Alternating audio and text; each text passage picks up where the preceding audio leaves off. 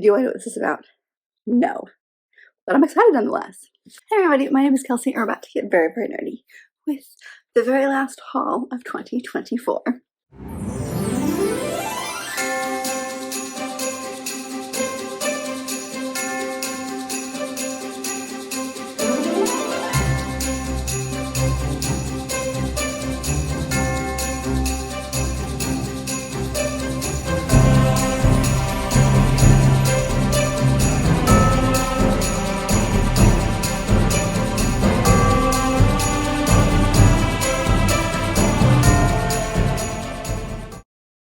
So if you are watching this on the day that it comes out, then Merry Christmas to everyone who celebrates, or Happy Holidays to those who celebrate other amazing holidays that are happening at this time.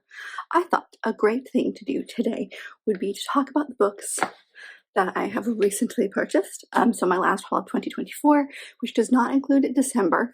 I thought about including it, but with December not being fully over, I don't trust myself to not have more. So we'll do that in January. But the list today is actually relatively short, considering that it is 3 months. Because I think the last haul I did was in August, so this is September, October, and November. And I think I have like 6 things to show you, so it's going to be a relatively short video today. So either way, I hope you guys enjoy. Hunker down, and let's dive into some of the books that I have recently purchased. And I've even read like one of these. It's amazing. So starting out September, I picked up Wisteria by Adeline Grace. So you guys will have seen this because I did read this one in the fall. This is the 3rd and final book in the Belladonna trilogy. The other 2 are actually right up there.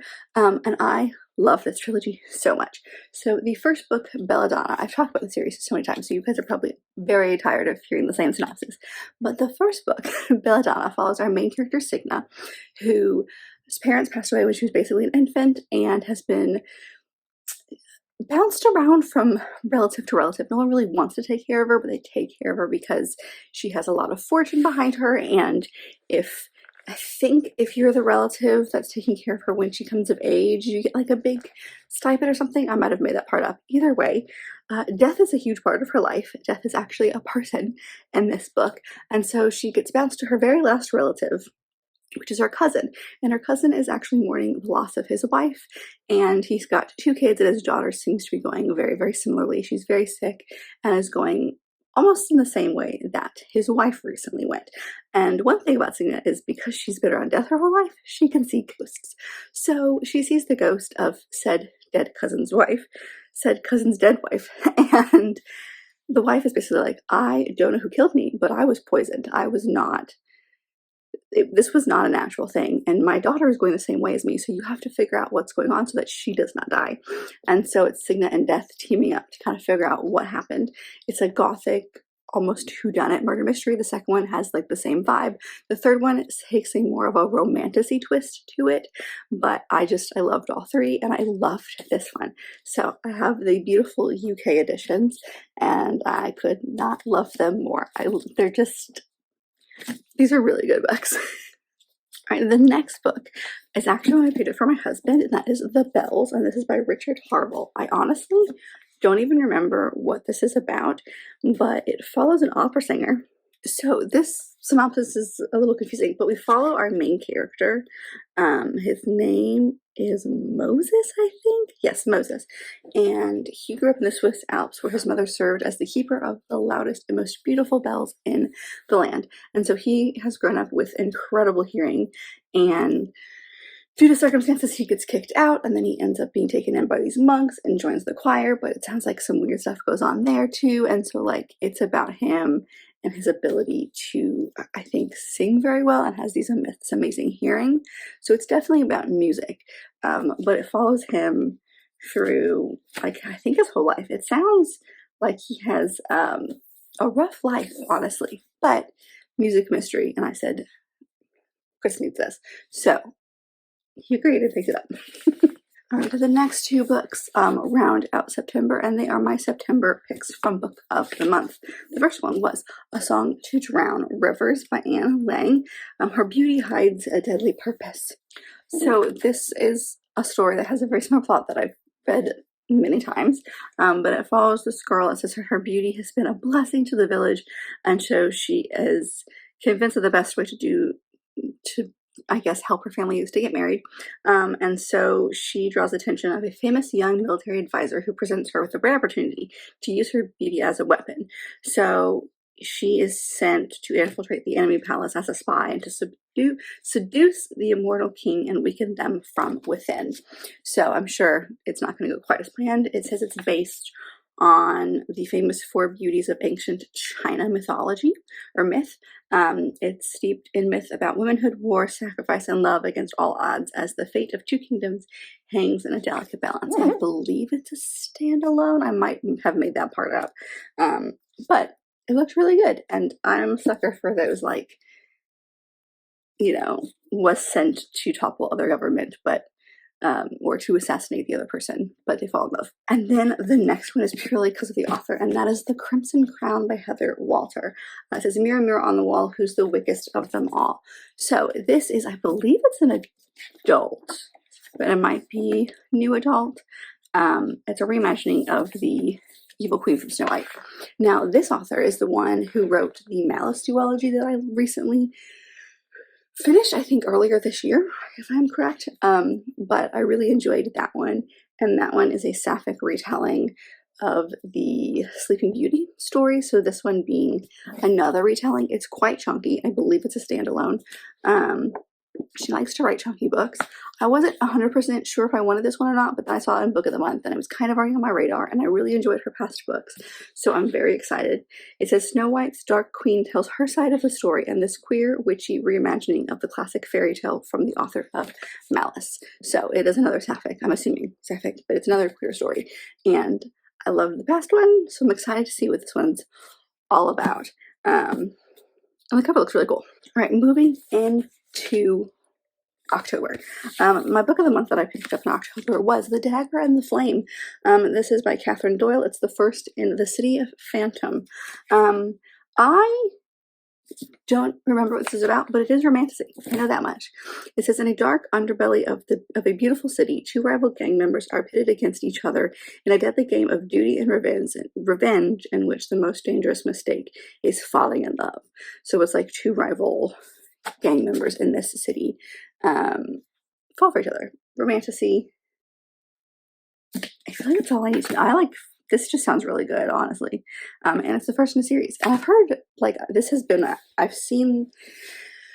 don't think I've seen people talk about this yet. I'm not sure I've seen people who've read it, but I've seen a lot of people who have, like, picked this up. So it's definitely getting out there. All right, so I'm just going to read you what it says here. It says, in Phantom, the kingdom of cobbled streets, flickering lamplights, beautiful buildings, and secret catacombs, shade magic is a scarce and deadly commodity controlled by two enemy guilds, the Cloaks and the Daggers, the Thieves and the Assassins.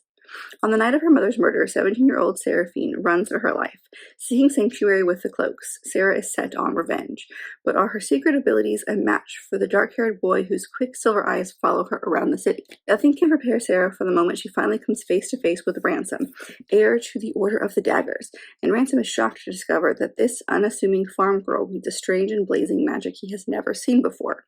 As the Cloaks and the Daggers grapple for control of Phantom's underworld, Sarah and Ransom are consumed by the push and pull of their magic and the deadly spark and terrible vengeance that keeps drawing them back together. So it definitely has that Thieves Assassins vibe to it. I think plot structure wise, this sounds like a lot of other things, but I'm excited to see how this one is different. I don't know, it just sounds really good.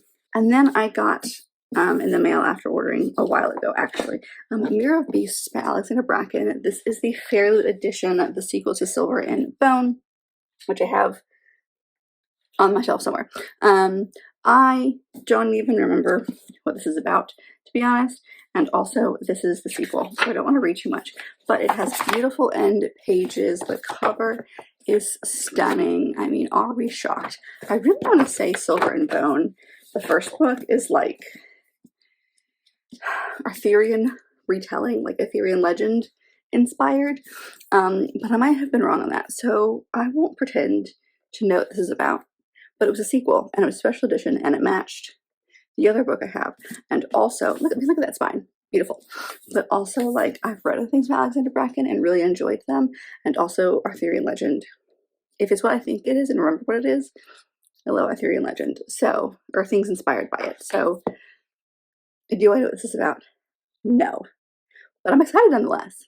And then finally, the only thing that I picked up in the month of November was for a video that hasn't happened yet. Like I was planning on doing it in November, and then we moved, and so I didn't have any time to do that. So anyway, what I'm talking about is the first volume of Cherry Magic, 30 Years of Virginity Can Make You a Wizard, it says, by Yu Toyota. This is for one of my BookTube Made Me series that I have going, specifically for Gavin. So I have a few things, but he recently read this manga and it sounded really good, and he's really gotten into manga here recently. So I picked it up, but I didn't actually get around to it because I started that vlog and I just haven't finished it yet. So you'll see it at some point. I just don't know when that is. It'll definitely be in the new year sometime. So I picked this one up. I don't really remember what it's about, but it says here, after hitting the big 3-0 while still a virgin, office drone Adachi discovers he can use magic, but this troublesome new skill, like he himself, is fairly unremarkable. It allows him to read the mind of whoever he touches. One day, when he accidentally works his magic on Kurosawa, his very competent, handsome colleague, Adachi discovers Kurosawa has a raging crush on none other than Adachi himself. With zero romantic experience to fall back on, will Kurosawa's burning passion send Adachi running for the hills? So it is magical in some way, but like Gavin literally like raves about this one, and I'm all for queer manga because I feel like there's not very many out there, or at least there's not very many of good quality that I have found. I found very few, so all about the queer manga. So I'm excited to see what this one's about, but I picked it up for a video that you'll see at some point. Honestly, that's it. I had a relatively small buying period the last few months, which is totally fine with me. I don't have a ton of room to put things, so I'll take it. But I hope that you guys enjoyed, and if you did, as always, please let me know. If you've read any of the books that I mentioned in today's video, let me know your thoughts on those, and just all your general bookish thoughts. I'd love to know things. But if you liked this video, and I very much hope that you did, don't forget to give it a big thumbs up and subscribe down below if you'd like to be part of this awesome growing family. I've also got all my social media down there as well as other fun bookish links, so check all that out, and I'll see you guys in my next video. Bye.